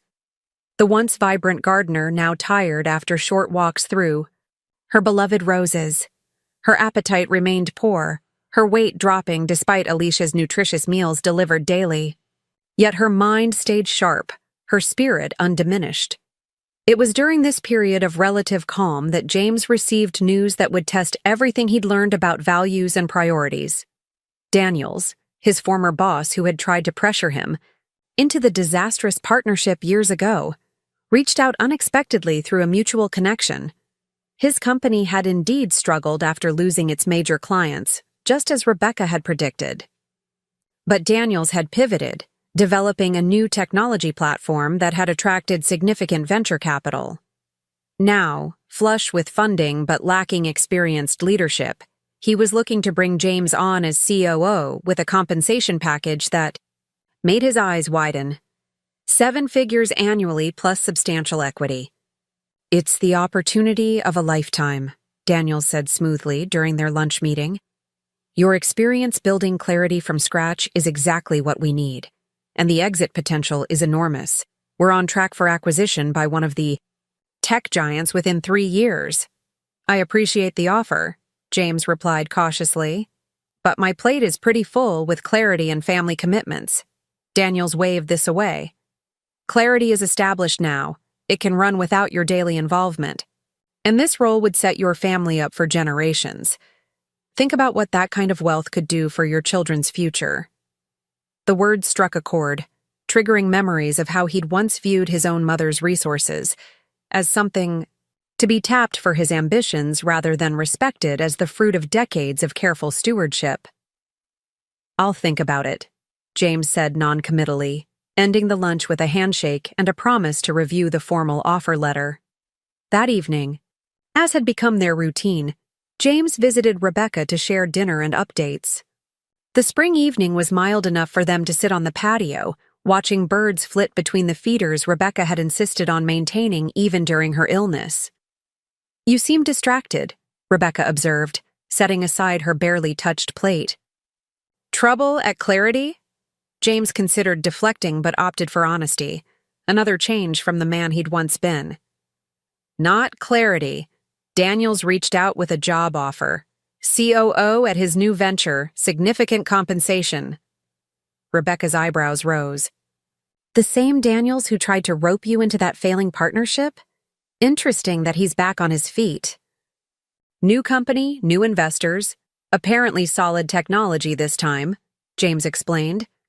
"The offer is substantial, life-changing money, according to him." A small smile played at Rebecca's lips. "Life-changing money. I remember those words. I believe I heard them from you about the partnership buy-in." James winced. "Different circumstances, but yes, similar language." "And what are you thinking?" Rebecca asked, her voice neutral, giving no indication of her own opinion. James leaned back in his chair, watching a cardinal land on the nearest feeder. "Honestly, 5 years ago I would have jumped at it without a second thought. The prestige, the potential wealth, it would have seemed irresistible. And now? Now I'm thinking about what I'd be giving up. Time with Emma and Ben during these formative years. The foundation work that's actually making a difference in young people's lives. The culture we've built at Clarity, where profit matters. But not at the expense of our values." He turned to face his mother directly. "I'm thinking about your offshore accounts and how they served their best purpose, not when spent, but when they provided security and eventually legacy." Rebecca nodded, slowly. "It sounds like you already know what matters most to you." "I do," James acknowledged. "But there's this voice. A remnant of my old self, maybe. saying that turning down this kind of money would be irresponsible, that providing maximum financial security for my family should override other considerations. The same argument you made to me about my retirement savings, Rebecca observed. The very same, James admitted. The irony isn't lost on me. Rebecca was quiet for a moment, her gaze drifting to the garden where spring flowers were beginning to emerge. When I first set up those offshore accounts, she said finally, I thought I was being wise, creating security that would protect what mattered most. It took me decades to realize that while financial security is important, it's not the only form of security that matters. What do you mean? There's security in relationships, genuine ones, not transactional. Security in knowing your children see your values, not just your bank statements. Security in building something meaningful that outlasts you. Rebecca's voice had grown stronger as she spoke, some of her old passion returning. Ask yourself this. When Emma and Ben are grown, what security will matter most to them? A trust fund, or the knowledge that their father chose to be present in their lives, to model values worth inheriting? James felt something settle within him, the remnants of old ambition giving way to newer, deeper priorities. When you put it that way, it's not even a close call. Then you have your answer, Rebecca said simply.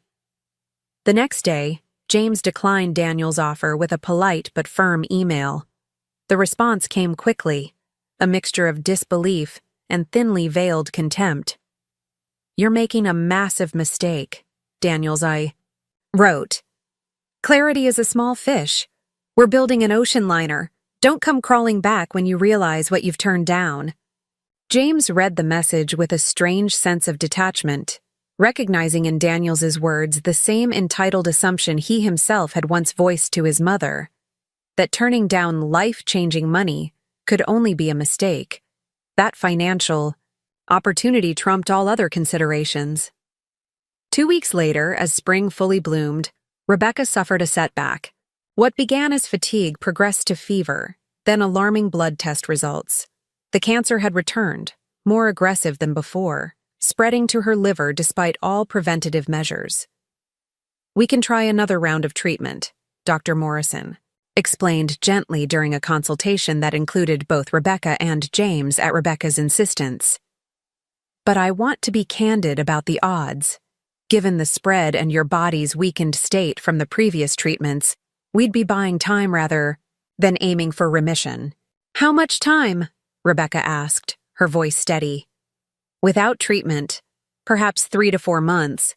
With aggressive intervention, maybe 6 to 9, but with significant quality of life impacts. James felt his world tilting, the floor seeming to shift beneath him. But beside him, Rebecca remained composed, nodding thoughtfully as if considering a business proposal rather than her own mortality. I appreciate your honesty, Rebecca told the doctor. I'd like a few days to consider my options.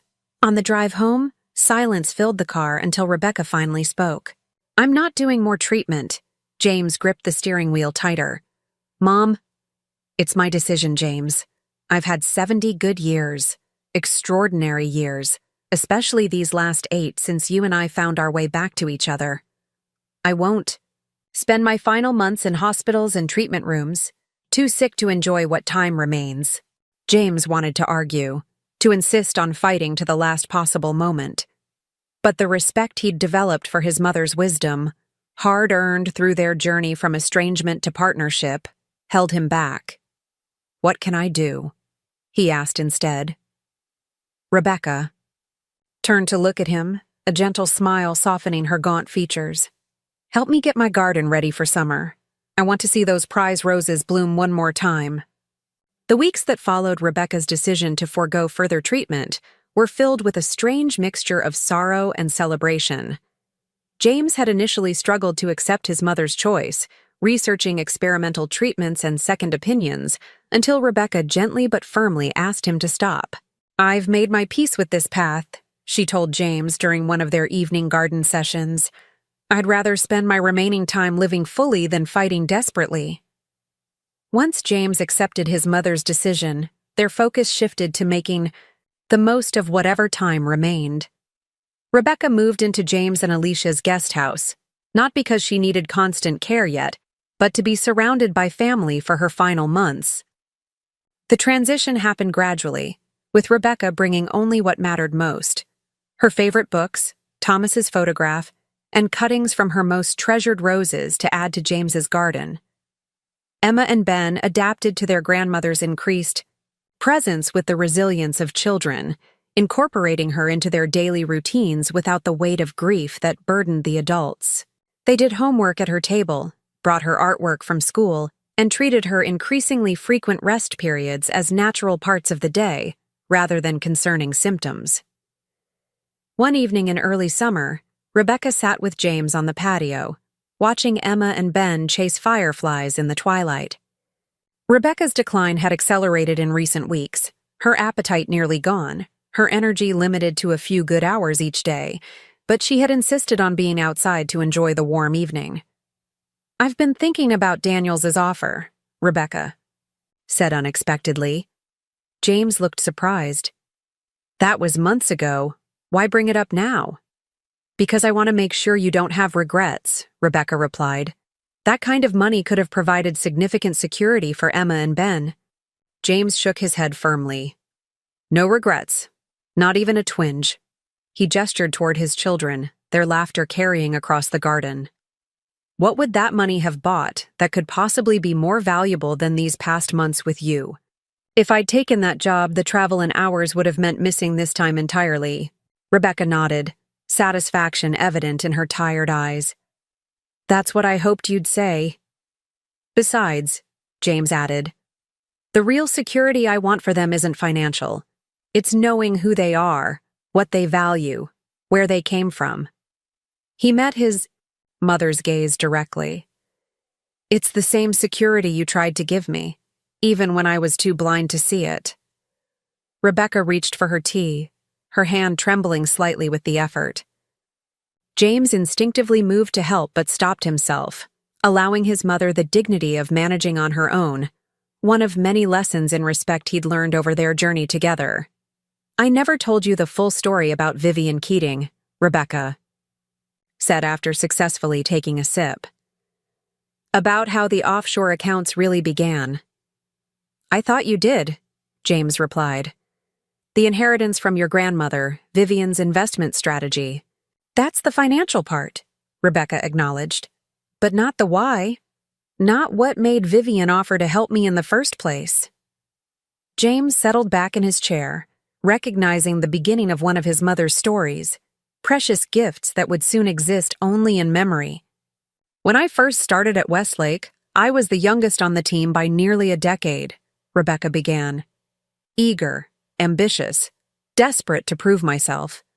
Vivian was already a legend in the industry, intimidating to everyone, especially junior staff. Like me. About 3 months into my tenure, I discovered a significant error in a major client portfolio, an error Vivian herself had made. The mistake could have cost the client millions if executed as planned." James listened intently, having never heard this story before.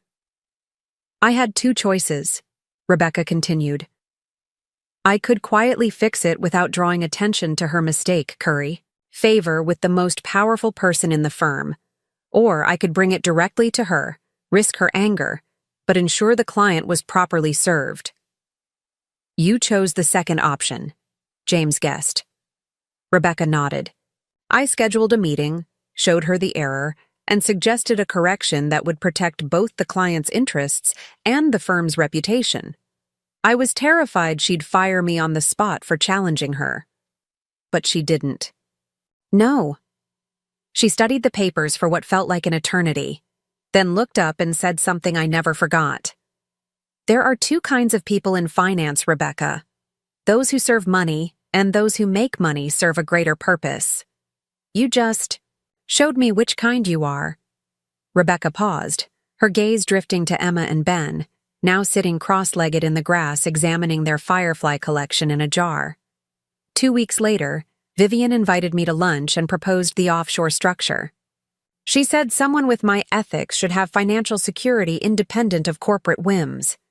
Build a fortress, she told me, not to hide behind, but to give you the freedom to always do what's right, regardless of the cost. James absorbed this, understanding washing over him. So the accounts were never just about security. They were about independence, Rebecca confirmed. The freedom to make choices based on values rather than necessity. To stand up for what matters even when it's costly. This revelation cast new light on Rebecca's entire life. Her modest lifestyle despite significant wealth, her principled approach to business, her refusal to fund James's partnership despite the ultimatum. When you demanded my retirement savings, Rebecca continued, threatening to cut ties if I didn't comply, I faced a choice similar to that moment with Vivian. I could give you what you wanted, preserve our relationship in the short term, but enable patterns that would ultimately harm you. Or I could stand firm, risk losing you, but honor the principles the accounts were created to protect. And you chose principle, James said softly. I chose what I believed would ultimately serve you best, Rebecca corrected. Even at the risk of losing you. James reached over and took his mother's frail hand. Thank you for that, for being strong enough to risk losing me in order to help me find myself. They sat in companionable silence as darkness settled fully around them, the children's bedtime approaching. Finally, Rebecca spoke again, her voice weaker but determined. There's one more decision I've made that I want to share with you. James waited, giving his mother space to continue at her own pace. I've instructed the foundation to establish a new program, the Integrity in Business Initiative. It will fund ethics-focused education and support entrepreneurs who prioritize social responsibility alongside profit. The initial endowment will come from what remains of my personal offshore accounts. That's perfect, James said warmly. A lasting legacy that embodies everything you've stood for. There's more, Rebecca added. I've set aside funds for Emma and Ben's education, of course. But the bulk of my personal estate, separate from the foundation's endowment, will be structured in a rather specific way. How so? They'll each receive a modest sum at 25, enough to pursue dreams but not enough to abandon responsibility. The majority will be held until they're 40. A small smile played at Rebecca's lips. By then, we'll know what kind of adults they've become, what values they've embraced. James understood immediately. You're creating a test, like the one I failed at their age. Not a test, Rebecca corrected gently. An opportunity to demonstrate that they value more than just money, that they've learned what true wealth means. She squeezed James's hand. And unlike me, you won't need to keep it secret. You can prepare them, help them understand what matters most. The full circle of their journey struck James with unexpected force. 8 years ago, he had stormed into his mother's home demanding retirement funds, seeing Rebecca as nothing more than a resource to be tapped for his ambitions. Now, he sat beside that same mother as she designed a legacy meant to instill in the next generation the wisdom James had taken so long to learn. I'll make sure they understand, James promised, that they know the story of their grandmother and the principles she lived by. Rebecca nodded, satisfaction evident in her tired features. That's all I ask. 3 weeks later, surrounded by her family, Rebecca Morgan passed peacefully in her sleep. The garden outside her window was in full bloom, the roses she'd cultivated for decades offering a vibrant tribute to a life well lived. The memorial service was simple but profound, attended by family, friends, Clarity employees, and dozens of young entrepreneurs whose lives had been changed by the Morgan Foundation. James spoke last, his voice steady despite his grief. My mother's greatest asset was never her financial acumen, he told the gathered mourners. It was her understanding that true wealth isn't measured in account balances, offshore or otherwise, but in the lives we touch, the values we uphold, and the legacy we create through our choices. As he returned to his seat, Emma slipped her small hand into his. "Dad," she whispered, "Grandma told me something before she went to heaven. She said that the best things in life can't be bought or sold. Do you think that's true?" James looked into his daughter's eyes, seeing in them the same quiet wisdom that had characterized his mother. "Yes," he said softly. "That's absolutely true.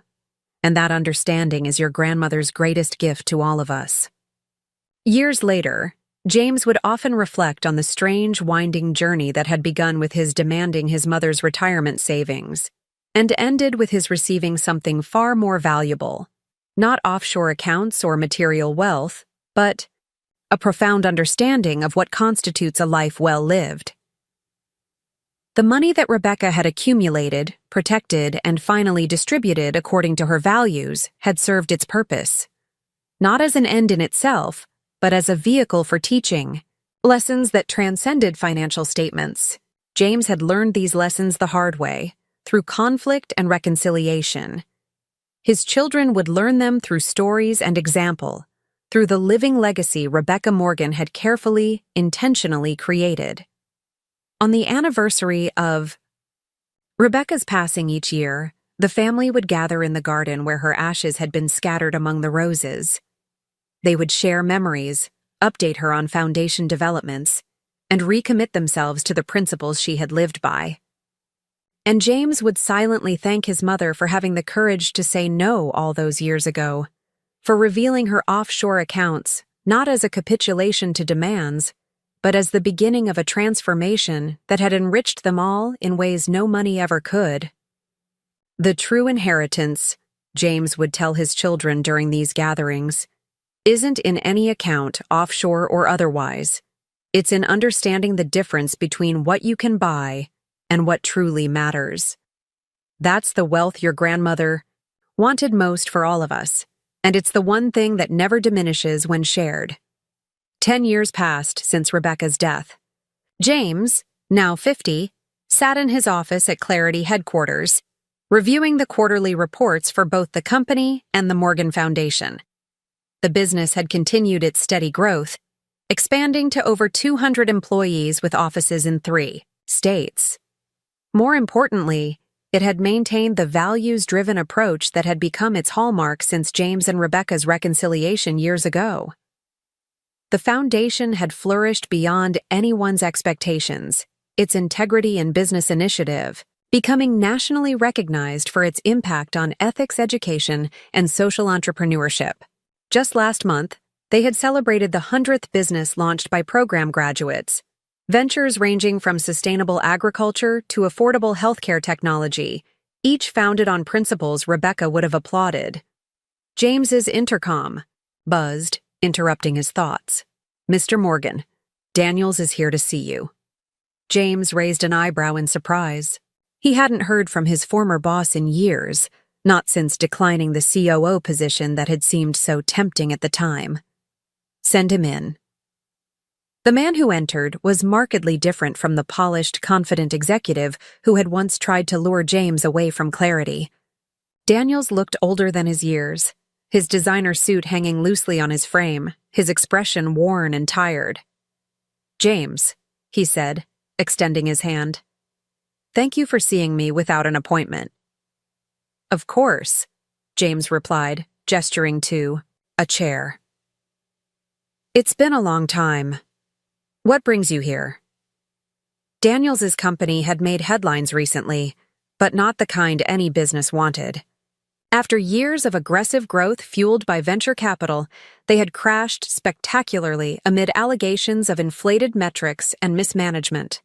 The latest news indicated bankruptcy proceedings were imminent. "I'll be direct," Daniels said, his former smoothness replaced by a blunt desperation.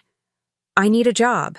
The company's finished, the investors are suing, and my reputation is in tatters. No one in the industry will touch me." James studied the man who had once embodied everything he himself had aspired to: wealth, status, the appearance of success at any cost. "Why come to me?" he asked finally. "You made it pretty clear what you thought of my decision to stay with Clarity. What was it you wrote?" That I shouldn't come crawling back when I realized what I'd turned down? Daniels winced. I deserve that. But the truth is, you're one of the few executives in the industry I haven't burned bridges with through direct competition or poaching attempts. And your company has a reputation for giving people second chances. This was true.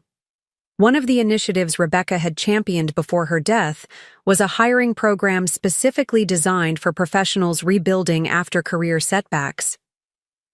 The program had proven remarkably successful, with many participants becoming some of Clarity's most loyal and productive team members. What kind of position did you have in mind?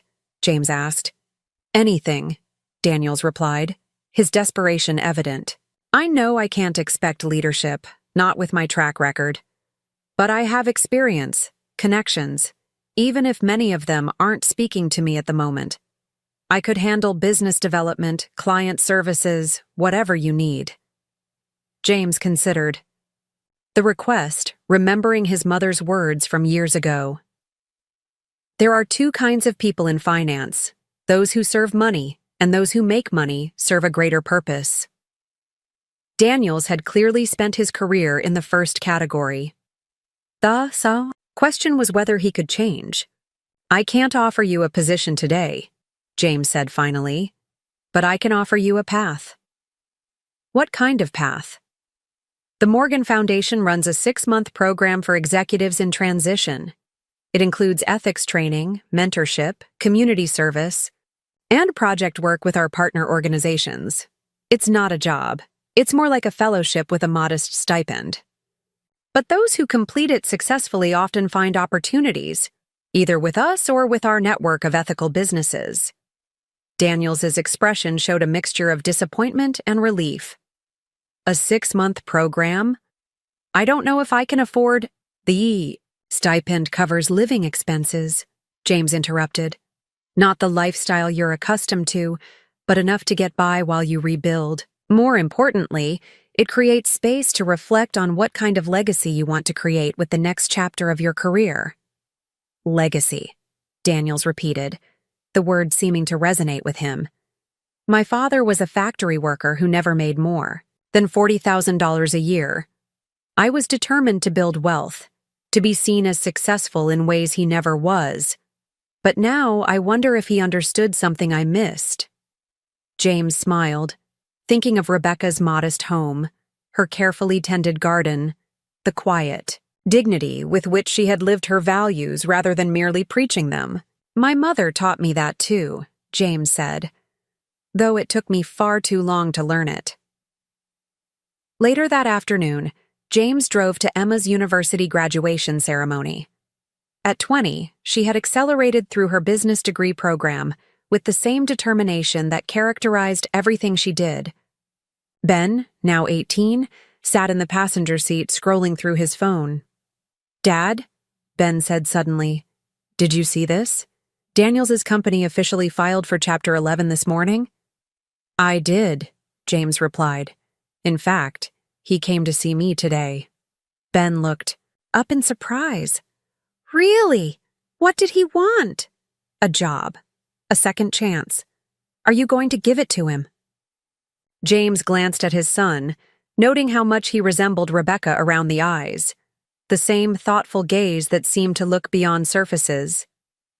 I offered him a place in the Foundation's executive rehabilitation program. Whether he takes it, whether he completes it successfully, that's up to him. Ben nodded slowly. Like Grandma did with you, offering a path rather than a handout. A warm pride spread through James's chest. Exactly like that. They arrived at the university's grand auditorium, finding Alicia already seated and saving spots. For them. As they waited for the ceremony to begin, James found himself reflecting on the journey that had brought them here. 20 years ago, he had stormed into his mother's home, demanding retirement savings for a business opportunity that would have ended in disaster. He had seen Rebecca as nothing more than a resource, a means to his own ambition. He had been willing to sever their relationship over money, unable to recognize that the true wealth his mother possessed had nothing to do with offshore accounts. Now, He sat watching his daughter graduate, his son beside him, both of them raised, with an understanding of value that had taken him decades to learn. They knew the story of their grandmother's offshore accounts, not as a tale of hidden wealth, but as a lesson in independence, integrity, and the courage to stand for principles even at personal cost. After the ceremony, as they celebrated at Emma's favorite restaurant, she surprised everyone by announcing her post-graduation plans. "I've decided to defer my job offers," she said. "I'm going to spend a year working with the Foundation's youth entrepreneurship program in underserved communities." "Are you sure?" Alicia asked. "The corporate positions you were considering offered remarkable starting salaries." Emma smiled, her expression reminding James powerfully of Rebecca. "The money will still be there in a year, but this feels right, building something meaningful before diving into corporate life." James caught his daughter's eye across the table, seeing in her the culmination of a legacy that had nothing to do with financial inheritance and everything to do with values. "Your grandmother would be incredibly proud," he said softly. "She understood that true wealth isn't what you accumulate, but what you contribute." That night, as had become his tradition on significant family occasions, James visited the garden where Rebecca's ashes had been scattered. The roses were in magnificent bloom, tended now by both James and Ben, who had inherited Rebecca's green thumb. "We're doing okay, Mom," James said to the quiet garden. "Better than okay. The lessons continue, the legacy grows." He smiled, watching fireflies begin to appear in the summer twilight. "Not bad for a journey that began with me demanding your retirement savings, is it?" The offshore accounts that had once been Rebecca's closely guarded secret had long since been folded into the Foundation's endowment, creating opportunities and second chances for countless individuals. But their greatest impact had been on the transformation of one family, from values nearly lost to values deeply embedded, from wealth pursued at any cost to wealth measured in contribution and character. Emma joined him in the garden, sitting quietly beside him on the bench. "I've been thinking about something Grandma told me before she died," she said after a moment. "She said that the true purpose of wealth isn't freedom from work, but freedom to do work that matters." James nodded, hearing his mother's wisdom in her words. That was the real gift of the offshore accounts, not the money itself, but the independence it gave her to make principled choices, to stand firm when it mattered most. "Like when you demanded her retirement savings," Emma said with a small smile. "Exactly like that," James acknowledged. "Her no was the greatest gift she ever gave me, though it took me years to understand it." "Do you think Daniels will understand?" Emma asked. "Or is he just looking for a financial lifeline?" "I don't know," James admitted. "Change that profound isn't something you can predict or force. All you can do is offer the opportunity, create the space for transformation to happen. The rest is up to the individual." As they walked back toward the house, James felt a profound gratitude for his mother's refusal so many years ago, the no that had ultimately given him everything that mattered most. Not offshore accounts or material wealth, but a legacy of values that continued to grow richer with each passing generation. "You know," Emma said as they reached the patio door, "I think the real moral of our family story is that sometimes the most valuable inheritances aren't the ones you can deposit in a bank." James smiled, placing an arm around his daughter's shoulders. "That's exactly right, and that understanding itself is your grandmother's greatest gift to all of us." Up next, you've got 2 more standout stories right on your screen. If this one hit the mark, you won't want to pass these up. Just click and check them out. And don't forget to subscribe and turn on the notification bell so you don't miss any upload from us.